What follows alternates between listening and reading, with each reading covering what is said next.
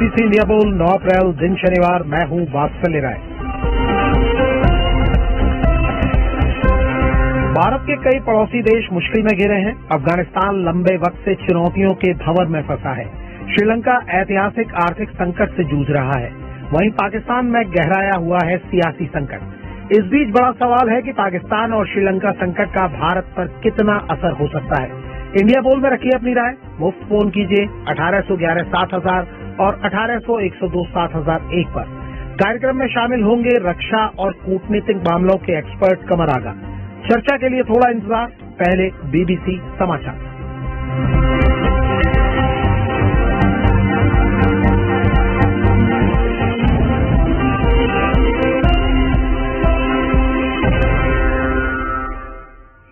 BBC समाचार। पाकिस्तान से मिली रिपोर्टों के मुताबिक प्रधानमंत्री इमरान खान ने कैबिनेट की बैठक बुलाई है। इमरान खान के खिलाफ लाए गए अविश्वास प्रस्ताव पर वोटिंग की स्थिति में उनकी हार तय मानी जा रही है। पाकिस्तान की नेशनल असेंबली में आज प्रस्ताव पर वोटिंग के लिए बुलाए गए सत्र में तीखी बहस हुई। विदेश मंत्री शाह महमूद कुरैशी ने विपक्षी दलों पर निशाना साधते हुए कहा कि जिन लोगों ने ये नाटक रचाया है, तारीख उनको बेनकाब करेगी। पाकिस्तान के विपक्ष के नेता प्रस्ताव पर तुरंत वोटिंग कराने की मांग कर रहे हैं। विपक्षी नेताओं का कहना है कि इमरान खान बहुमत खो चुके हैं। नेशनल असेंबली में 342 सीटें हैं। बहुमत के लिए 172 वोटों की जरूरत है।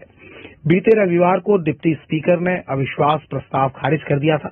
बाद में इमरान खान की सिफारिश पर राष्ट्रपति ने नेशनल असेंबली भंग कर दी थी, लेकिन सुप्रीम कोर्ट ने डिप्टी स्पीकर का फैसला पलट दिया। रूस ने यूक्रेन में जारी अभियान में रणनीति बदलने के संकेत दिए हैं। सीरिया में रूस के अभियान में अहम भूमिका निभाने वाले जनरल अलेक्जेंडर दवोरनिकोव को तैनात किया गया है। बीबीसी को मिली जानकारी के मुताबिक वो कोऑर्डिनेशन बेहतर करने में भूमिका निभाएंगे। रूस के राष्ट्रपति व्लादिमीर पुतिन ने अब अपना ध्यान यूक्रेन के पूर्वी, खासकर डोनबास इलाके पर लगा दिया है। एक अधिकारी ने बताया कि मई महीने में दूसरे विश्व युद्ध की जीत की याद में उत्सव मनाने के पहले रूस सैन्य कामयाबी हासिल करने के लिए बेताब है। लुहांस्क के गवर्नर ने बताया है कि रूस की बमबारी में तेजी आई है। उन्होंने लोगों से ये इलाका छोड़ देने की अपील की है। पूर्वी यूक्रेन के क्रामातोर्स्क शहर में स्वास्थ्य कर्मियों को कल यानी शुक्रवार को रेलवे स्टेशन पर हुए मिसाइल हमले में घायल हुए लोगों की जान बचाने के लिए काफी संघर्ष करना पड़ रहा है। इस हमले में कम से कम 50 लोगों की मौत हो गई और कई अन्य लोग घायल हुए हैं। वहां मौजूद एक बीबीसी संवाददाता ने बताया कि कई घायल ऐसे हैं जिन्हें सर्जरी की जरूरत है। कई घायलों को एम्बुलेंस के जरिए बड़े अस्पतालों में पहुंचाया गया है। यूक्रेन के मुताबिक रेलवे स्टेशन को निशाना बनाकर कम से कम 2 मिसाइलें दागी गईं।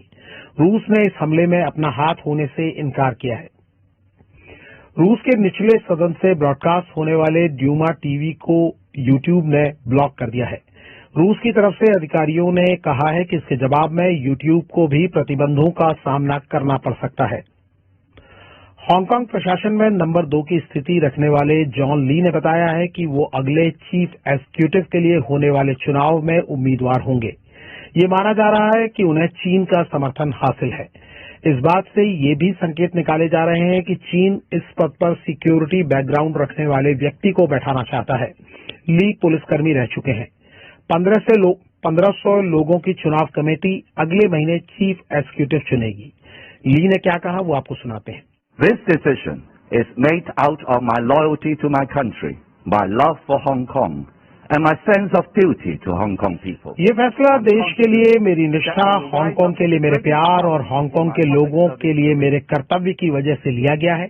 मुझे भरोसा है कि सार्वजनिक जीवन के सबसे कड़े इम्तिहान में मैं खरा उतरूंगा। ये थे जॉन ली।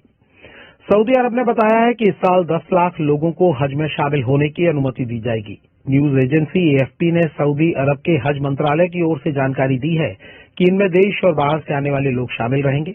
कोरोना संक्रमण की वजह से बीते 2 साल से हज करने वालों की संख्या बेहद सीमित थी। ये थे शाम 7:30 बजे तक के प्रमुख समाचार।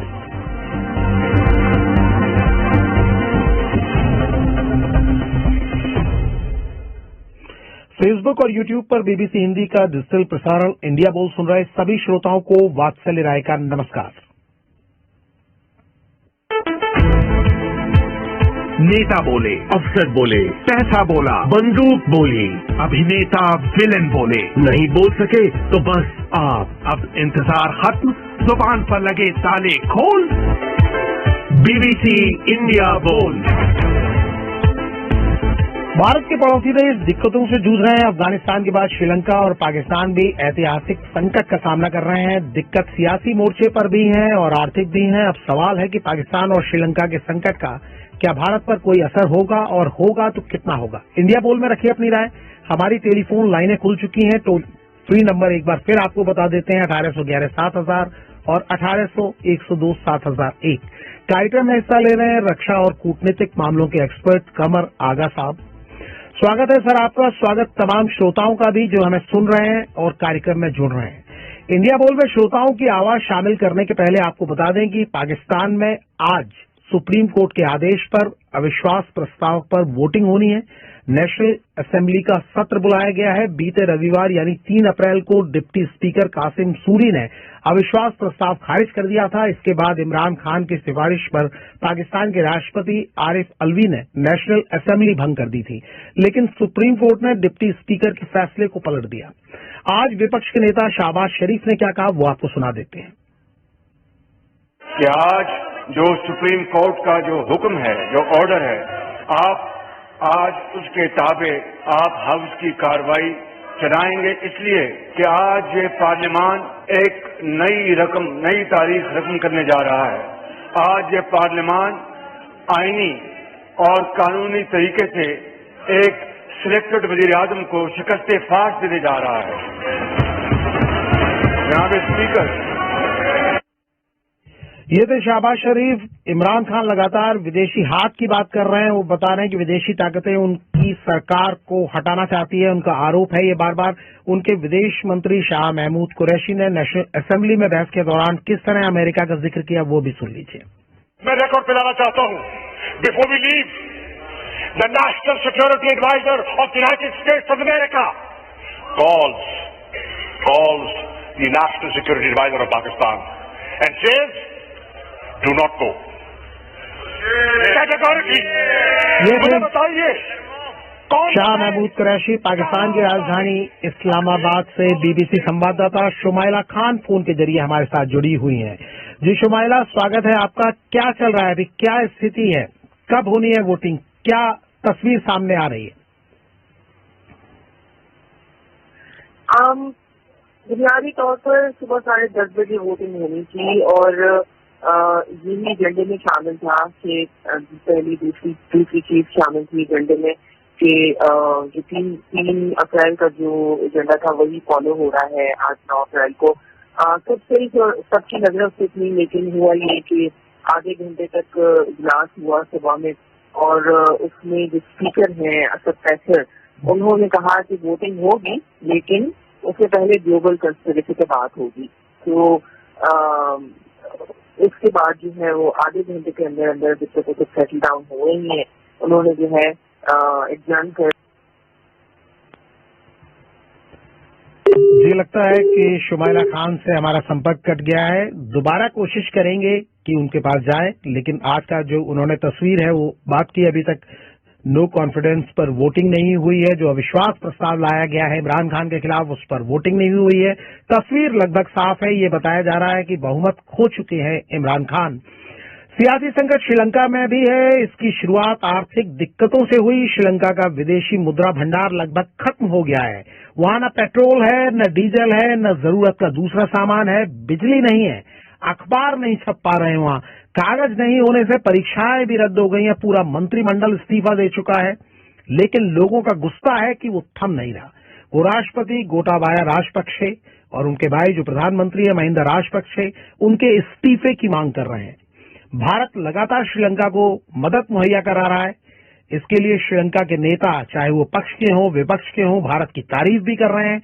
लेकिन श्रीलंका और जो पाकिस्तान में जो कुछ सियासी संकट चल रहा है उसका क्या भारत पर कोई असर हो सकता है? हम कमर आगा साहब से ये समझना चाहेंगे, लेकिन पहले सुन लेते हैं एक श्रोता की बात जो हमारे साथ जुड़े हुए हैं। जी, अपना नाम बताइए, अपनी बात रखिए।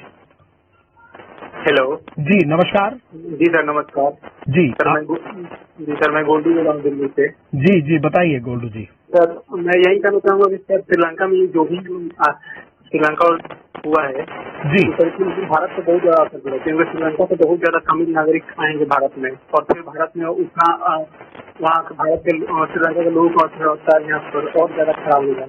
और सर यही है कि श्रीलंका ने जितनी भी पहले कर्ज लेकर मलाई जो भी मतलब हो एक है कि खाया है तब उसको भुगतना पड़ रहा है। जी आप कह रहे हैं कि शरणार्थी संकट है उसका भारत पर असर हो सकता है। गोल्डू जी एक और श्रोता आपकी तरह ही हमारे लाइन पर जुड़े हुए हैं, उनकी बात भी सुन लेते हैं। जी अपना जी। मैं मोहम्मद शफी सर जम्मू कश्मीर से बोल रहा हूँ सर। जी शफी साहब नमस्कार, अपनी बात रखें, क्या कहना चाहते हैं आप? सर बात यह है कि जो श्रीलंका का जो बोझ है वो हमारे देश पर पड़ेगा, क्योंकि वहाँ पर जो हालात हैं गुर्बत के बेचारी है वो हमारे देश पर बोझ पड़ेगा। रहा पाकिस्तान की बात, तो पाकिस्तान की बात जो है ये इमरान खान जाने वाला है तो नई गवर्नमेंट आएगी तो उसका असर भी पता नहीं क्या होगा, इस चीज का रब जाने, लेकिन ये जो है यहाँ हम पर असर जो है जरूर पड़ने वाला है। असर जरूर पड़ेगा, आपको ये लगता है? अब चर्चा में मैं शामिल करना चाहूंगा कमर आगा साहब को। अक्सर जैसा हमारे श्रोता कह रहे हैं, कई तरह के कयास कई एक्सपर्ट भी लगा रहे हैं, दिक्कत भारत के चारों तरफ है, अफगानिस्तान से लेकर नेपाल से लेकर श्रीलंका, पाकिस्तान, ये दिक्कत लगातार बढ़ती जा रही है। लेकिन फिलहाल जो ज्यादा चर्चा है पाकिस्तान और श्रीलंका की है। क्या इनके संकट को लेकर भारत को चिंतित होना चाहिए? कितना चिंतित होना चाहिए? ठीक है, इस समस्या से श्रीलंका से तो ऑलरेडी लोग आने शुरू हो गए हैं जो रिपोर्ट है जी, और तमिल मूल के ज्यादा लोग हैं। Excuse me. उसके अलावा पाकिस्तान से तो खैर ऐसा नहीं है, लेकिन अगर हालात वहाँ के बिगड़ते हैं तो वहाँ के अंदर हमने देखा है कि जब भी बिगड़ते हैं हालात तो वहाँ जो कट्टरपंथी तत्व है वो उसका पूरा फायदा उठाते हैं, और ये तत्व वहाँ की सोसाइटी में चारों तरफ फैले हुए हैं। वो केवल सीमित इन ऑर्गेनाइजेशंस में नहीं है, बल्कि कट्टरपंथी धार्मिक संस्थाओं से भी बहुत से जुड़े हुए हैं। फिर उसके अलावा सेना के ऊपर भी उनका काफी इन्फ्लुएंस नजर आता है। तो अगर हालात, पॉलिटिकल हालात और इकोनॉमिक हालात जिस तरह के बिगड़ रहे हैं, कोई बड़ा लीडर मुल्क में नजर नहीं आता और न ही कोई बड़ा स्पिरिचुअल लीडर नजर में आता है कि जो इन हालात को सुधार सके। ये एक समस्या है वहाँ पे। और हमने देखा है कि जब बहुत ज्यादा समस्या हालात बिगड़ते हैं तो वहाँ सेना कोशिश करती है स्वयं सत्ता पे आने की। अभी थोड़ा डरी भी है, क्योंकि उसको डर इस बात का है कि अगर सत्ता में इस दफे आए तो हो सकता है कि पश्चिमी देश या यूनाइटेड नेशंस भी सैंक्शंस लगा सकते हैं। यूनाइटेड नेशंस का तो संभव नहीं है, चाइना बचा लेगा, लेकिन ये कि पश्चिमी देशों के सैंक्शन लगने का भी डर लगता है। इकोनॉमिक हालात इतने ज्यादा खराब हो गए हैं पाकिस्तान के, वो बिल्कुल वैसे ही धीरे धीरे होते चले जा रहे हैं जैसे श्रीलंका के हैं। वहाँ के ऊपर बाहर से निवेश आना बंद हो गया है, बहुत कम हो गया है, और उसकी वजह यह है कि इनस्टेबिलिटी, पॉलिटिकल इनस्टेबिलिटी भी है और अदरवाइज भी वहाँ पे जो हालात है तो उसकी वजह से। और फिर फाइनेंशियल एक्शन टास्क फोर्स के ग्रे लिस्ट में है पाकिस्तान, तो बहुत से कंपनीज और बहुत से लोग निवेश करने पे राजी नहीं होते। जो तेल की कीमतें बढ़ी हुई हैं, फिर उसके अलावा जो रेमिटेंसेज अरब देश से आते थे वो भी कम हो गए, क्योंकि अरब देश में इस वक्त कोविड के चलते बहुत लाखों लोग वापस आ गए हैं वहाँ से। समस्याएं बहुत जटिल हैं, दिक्कतें कई सारी हैं, और इनके बीच में परेशानियां लगातार बढ़ती हुई दिख रही हैं। किस तरह की हैं ये परेशानियां और भारत पर इनका कितना असर हो सकता है? हम लौटेंगे सर आपके पास। एक श्रोता हमारे साथ फोन लाइन पर जुड़े हुए हैं, उनकी बात सुन लेते हैं, वो क्या कहना चाहते हैं। जी अपना नाम बताइए, कहाँ से आप बात कर रहे हैं ये भी बताइए। हेलो सर, मैं सुरेंद्र सिंह रावत बोल रहा हूँ, राजसमंद जिले की भीम तहसील से। जी नमस्कार रावत जी, अपनी बात रखिए। सर जैसे पाकिस्तान में तो आज दिन तक कोई भी प्रधानमंत्री 5 साल का कार्यकाल पूरा नहीं कर सकता जी। तो मेरा विचार यह है कि मैं ये कहना चाहता हूँ कि अगर पड़ोसी के घर पर अन्याय और अत्याचार हो रहा है, अपन को नींद आ जाती है, तो अगला नंबर अपना भी हो सकता है। अच्छा, आप ये कहावत सुना रहे हैं, कहावत में आपने अपनी बात रखी है, बहुत अच्छा। और एक और श्रोता हमारे साथ है, उनकी बात भी सुन लेते हैं। जी जी अपना नाम बताइए और अपनी बात रखिए। आप सुन पा रहे हैं मुझे? लगता है संपर्क नहीं जुड़ रहा है। मैं अनुरोध करूंगा अपने स्टूडियो मैनेजर से दूसरे अगर कोई कॉलर हमारे साथ हो तो उन्हें जोड़े। जी, अपना नाम बताइए, अपनी बात रखिए। जी, मैं दीपक राउत बोल रहा हूँ। जी दीपक जी। हाँ, तो मेरा क्वेश्चन ये था, मतलब कि जो अभी नेबरिंग कंट्रीज में क्राइसिस चल रही है जी, तो अभी इंडिया के पर्सपेक्टिव से मतलब क्या है यहाँ पे कि जो श्रीलंका का सॉल्यूशन हम अगर सोच रहे हैं उस प्रॉब्लम को सॉल्व करना है या हेल्प भी करना चाह रहे हैं, तो वो क्या है, मतलब शॉर्ट टर्म के लिए देख रहे हैं या लॉन्ग टर्म में देख रहे हैं? क्योंकि अगर आज हम कुछ सॉल्यूशन दे भी दें, नेक्स्ट ईयर या उसके अगले साल हो सकता है शायद वो फिर से उसी क्राइसिस में आ जाए। तो मतलब क्या है उसका वो थॉट प्रोसेस? उस समय क्या करना चाहिए? आप ये आगा साहब से सवाल पूछना चाह रहे हैं। जी सर, मैं आपके पास आना चाहूंगा दोबारा। दो बातें हैं, अलग अलग हमारे श्रोता जो हैं उन्होंने दो बातें उठाई हैं और बहुत महत्वपूर्ण है कि भारत और पाकिस्तान के रिश्तों की अगर अभी बात करें तो संपर्क और संबंध की कड़ी कहीं न कहीं टूटी हुई है और दोनों देशों के एक्सपर्ट ये कहीं न कहीं मानते हैं कि अगर कुछ बदलाव होता है वहां तो ज्यादा संबंधों में बदलाव आने की उम्मीद नहीं है। पहले मैं चाहूंगा कि आप इस बात के बारे में रोशनी डालें, उसके बाद हम श्रीलंका की बात करेंगे।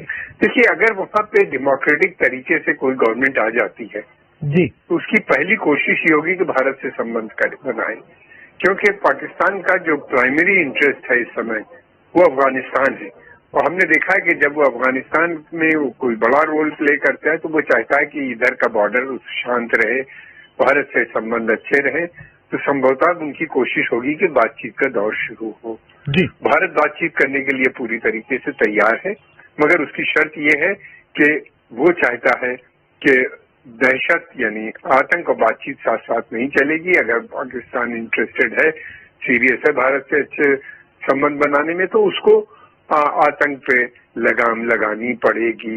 एक कंडीशन ये होगी और एक्शनेबल, उसको एक्शन लेना पड़ेगा इन लोगों के खिलाफ।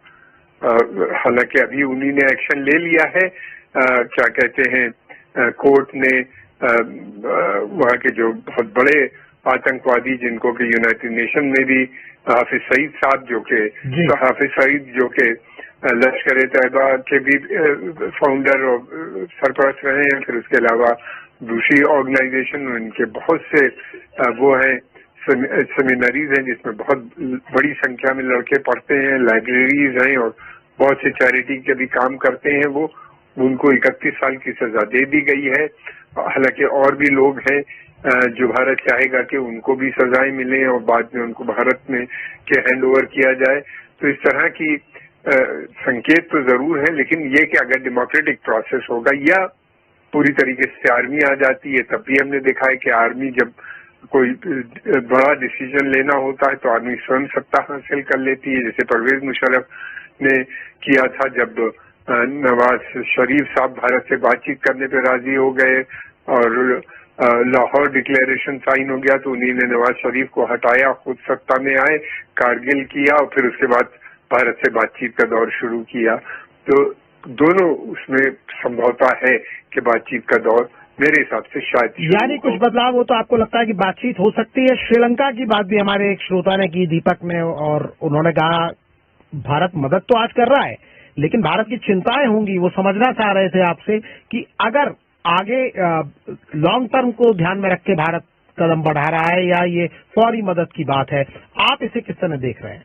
देखिए, भारत चाहेगा कि लॉन्ग टर्म वहाँ पे स्टेबिलिटी रहे, उसके लिए उसने इनको 1 बिलियन से भी अधिक का लाइन ऑफ क्रेडिट दिया है, इनको सामान भी सप्लाई कर रहा है लगातार, तेल की भी सप्लाई पहुंच जाएगी मैं समझता हूँ, और दूसरी मेडिसिन और दूसरी चीजें जरूरत की, चावल जो उनकी डिमांड्स हैं वो भारत पूरी करने पे तैयार है और कोशिश भी कर रहा है, शुरू भी कर दिया है। अब सवाल ये है कि प्लान तो उनको बनाना पड़ेगा, भारत तो हस्तक्षेप करेगा नहीं उनके इंटरनल में, वो उनको क्या चाहिए, किस वक्त चाहिए, कोई बाहर की ताकत उनके अंदर के जो प्रॉब्लम है उनको नहीं सॉल्व कर सकती। श्रीलंका को खुद ही कदम बढ़ाना पड़ेगा। हम दोबारा आपके पास लौटेंगे सर। एक और श्रोता हमारे साथ जुड़े हुए हैं, उनकी बात भी सुन लेते हैं। जी, अपना नाम बताइए, कहाँ से आप बात कर रहे हैं, अगर आपका कोई सवाल है तो वो भी रखिए। मेरा नाम सुरेश कुमार है जी, मैं भिवानी डिस्ट्रिक्ट हरियाणा से बोल रहा हूँ। जी सुरेश जी, स्वागत है आपका। जी। मेरा सवाल यही है, सिंपल सा है, जब अर्थव्यवस्था के ऊपर खाने वाले ज्यादा और कमाने वाले कम हो जाएंगे तो अर्थव्यवस्थाओं का यही हाल है। और इंडिया के लिए बहुत अच्छा सबक है ये श्रीलंका वाला। भारत के लिए जी जी बोलिए। दूसरा, पाकिस्तान के जो राजनीतिक हालात हैं वो ऐसे होने ही थे। जब मतलब चीजों को इस तरह से मैनिपुलेट करता है, जो चेयर पे बैठा है वो देश के बारे में न सोच के कुर्सी को बचाने की सोचता है, तो यही हाल होता है।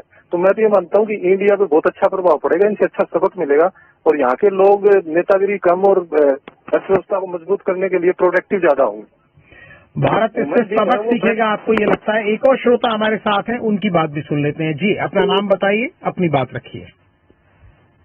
मदन लाल नमोरिया की तरफ से नमस्कार वात्सल्य राय जी। जी मदन जी नमस्कार, स्वागत है आपका, अपनी बात रखिए सर। सर, ये पाकिस्तान और श्रीलंका है, ये भारत के लिए एक प्रकार से आर्थिक बोझ है। इन पर भारत को एक मानवीय सहायता करनी जरूरी है, लेकिन भविष्य में इनके साथ जो संबंध स्थापित करने के लिए ध्यान नहीं देना चाहिए।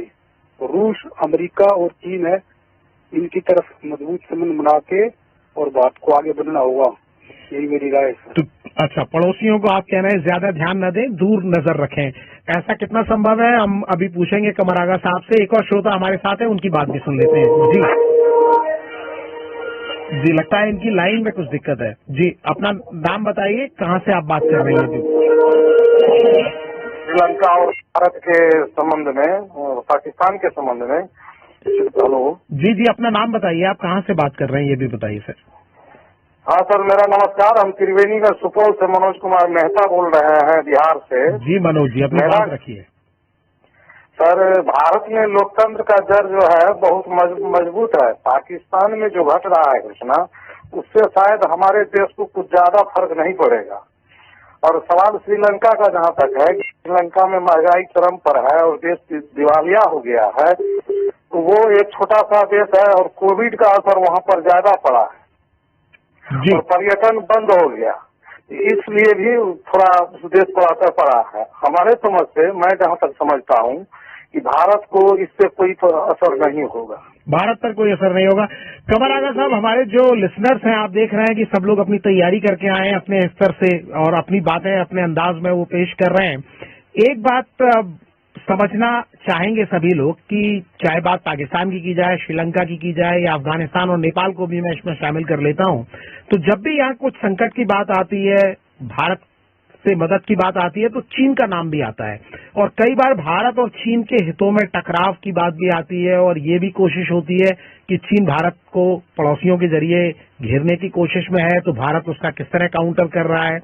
मौजूदा जो स्थिति है, खासतौर पर लंका की अगर हम बात करें, वहां चीन का इस बार इंटरेस्ट नहीं दिख रहा, लेकिन पाकिस्तान में चीन का इंटरेस्ट रहा है। आप कैसे देखते हैं? क्या चीन भी इसको बड़े ध्यान से देख रहा होगा भारत की तरह? नहीं, मैं समझता हूँ बहुत गौर से देख रहा होगा। दूसरी बात ये कि चाइना के लिए पाकिस्तान बहुत इम्पोर्टेंट है जी, सबसे ज्यादा इम्पोर्टेंट है। वो ऑल वेदर फ्रेंड है उनका, जिसे कहते हैं, और वो उसके पाकिस्तान भी पूरी तरीके से लगता है धीरे धीरे चाइना के साथ जुड़ गया है और चाइना ही के हित को वो आगे बढ़ा रहा है। यहाँ तक कि इस्लामिक कॉन्फ्रेंस ऑर्गेनाइजेशन की जो पिछली फॉरेन मिनिस्टर्स की जो मीटिंग हुई थी इस्लामाबाद में, उसमें चाइनीज फॉरेन मिनिस्टर को बुलाया गया और उन्हीं ने जितने भी मुस्लिम देशों के लीडर्स वहाँ पे मौजूद थे, फॉरेन मिनिस्टर, उनको एड्रेस किया, उनकी बात की।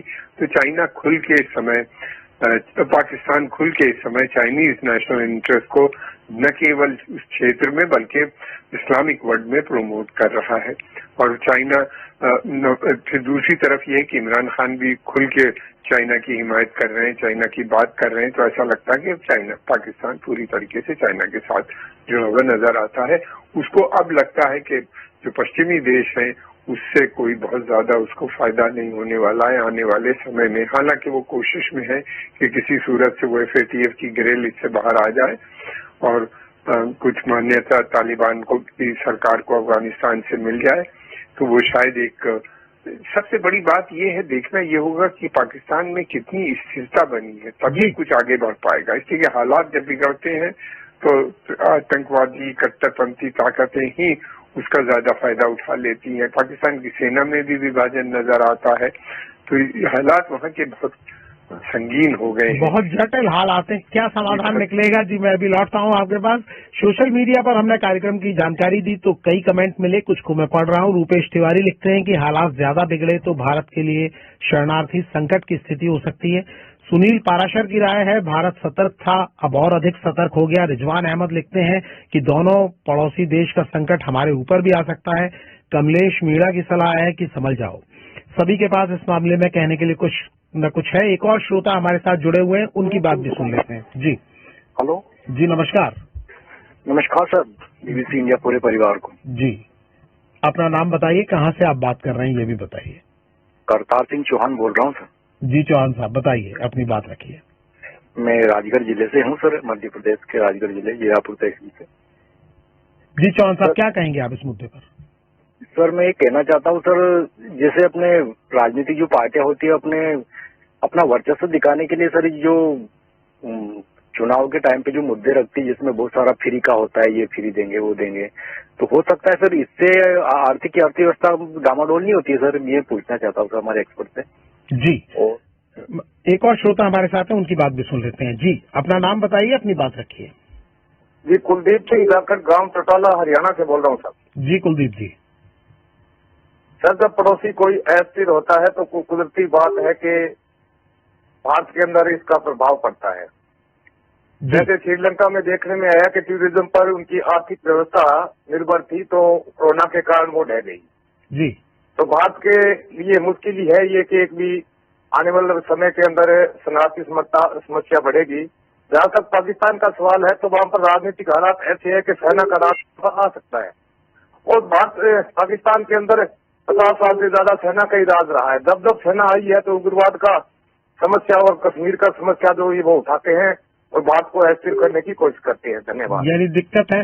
कमर आगा साहब, राजनीति और कूटनीति में भी एक बात अक्सर कही जाती है कि आप अपने पड़ोसी नहीं बदल सकते, इसी तरह पड़ोसियों के संकट को आप अनदेखा नहीं कर सकते, ना आंख बंद कर सकते हैं। हमारे श्रोता शायद यही कहना चाह रहे हैं, आप क्या कहेंगे? ये बिल्कुल सही कह रहे हैं, इससे कि आप पड़ोसी बदल नहीं सकते जो है, और वहां पे अगर संकट आता है तो उसका सीधा असर बगल के मुल्क में पड़ता है। भारत के बॉर्डर मिलते हैं, बहुत बड़ा बॉर्डर है दो पाकिस्तान के साथ, और श्रीलंका बहुत दूर नहीं है। और पहले भी जब श्रीलंका में प्रॉब्लम्स आई हैं, क्राइसिस आई है, तो बड़ी मिलियन से भी ज्यादा लोग भारत आए थे जो तमिल मूल के हैं। तो इस तरह हम लोग बच नहीं सकते। अगर वहां पे इनस्टेबिलिटी फैलती है तो ये एक बड़ी समस्या होगी। भारत उसके लिए चिंतित है। भारत चाहता है कि वहां पे अमन शांति रहे, लेकिन ये प्रॉब्लम जो कुछ भी है उन देश के लोगों ही को सॉल्व करनी होगी। कोई इंटरनल मैटर, बाहर की ताकत तो इस मसलों को हल कर नहीं सकती है। जी भले पाकिस्तान के प्रधानमंत्री बार बार कहें कि विदेशी मुल्क उनको स्थिर करने की कोशिश कर रहे हैं। जी एक और श्रोता हमारे साथ है, इनकी बात सुन लेते हैं, फिर एक कंक्लूडिंग कमेंट आपका हम लेंगे। जी जी जी अपनी बात रखिए। जी सर।